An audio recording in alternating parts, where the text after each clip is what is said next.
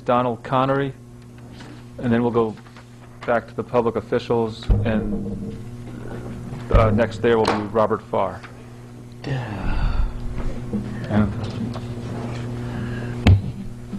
Good evening, senators and representatives, and Chairman Lawler.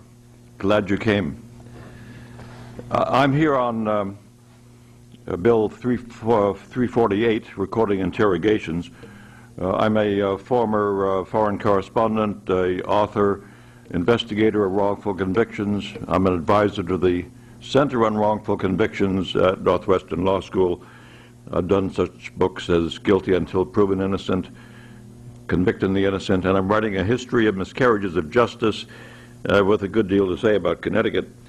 I may be a familiar face to some members of this committee because this is the 10th time, that's 10 times I've testified, always telling myself it's on behalf of the inevitable, and I think I'll change my name to Don Quixote since the windmill is still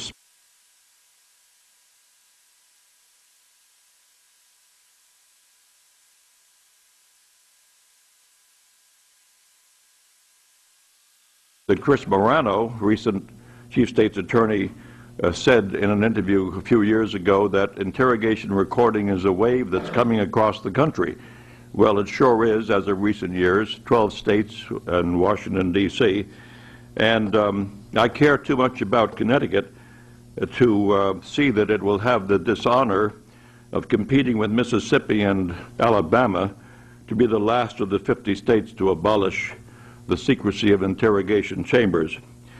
The big problem for all these years, the 10 years and more, that these bills have come up to the committee is that the chief or the top law enforcement agencies in this state have opposed it.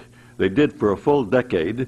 Chief State's Attorney, the police, State Police Commissioner, the head of the police chiefs, giving every kind of argument about why this is an impractical business, about compelling police to record every word of an interrogation leading to a confession, true or false. And almost all of the arguments were refuted by every major study of this phenomenon, which is a reform which has been as obvious as can be for decades. I think a big issue for you is to ask yourself why we need this bill if the present Chief State's Attorney is conducting a pilot program for recording interrogations, which is making some progress. And I have enormous respect for Kevin Kane, and he means well. But what it amounts to is that these are baby steps, reinventing the wheel, one by one, jurisdiction by jurisdiction, police chief by police chief, prosecutor by prosecutor. Connecticut maybe someday, in 10 years or something, will have every police agency recording interrogations.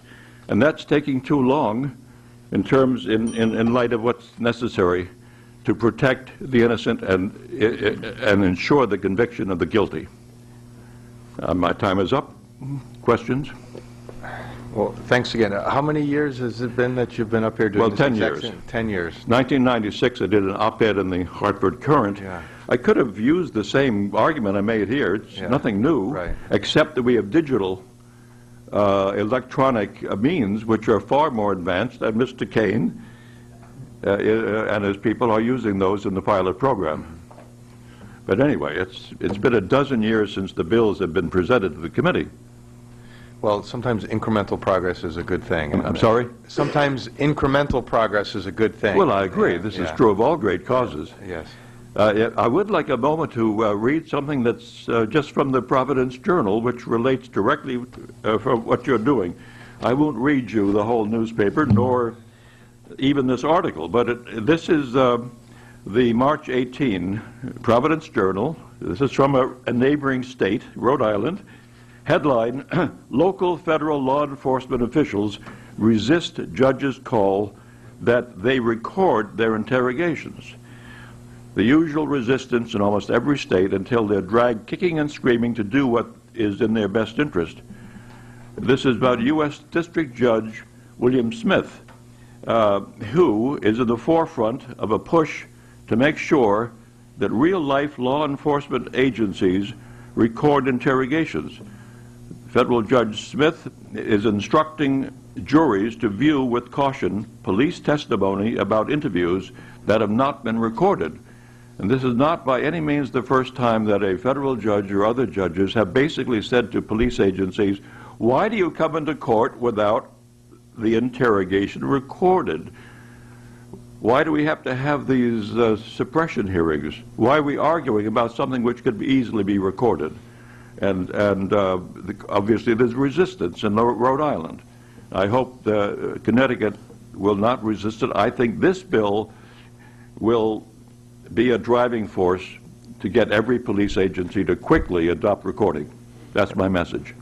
Well, thanks, and I agree with you, and I certainly hope that happens. And I think, as other people have pointed out, it seems these days that the only place in a police station that doesn't have a camera is the interrogation room. Yeah, And we live in everything is being recorded. Yeah. There's probably a cell phone including on me here. right now. Even in our There's offices. even a camera. Yeah, it's true. It's true. But the other thing is, obviously, my big concern is the protection of the innocent. And we have people like Richard LaPointe and Ryan Thompson in Connecticut prisons because of confession or interrogation issues. But every police agency that adopts the thing recognizes that it's good for law enforcement because you can cement a conviction of a guilty person and protect the innocent. Well, thank you. Are there other questions? If not, thanks again for your persistence on this one. But we're making progress. Thank you so much.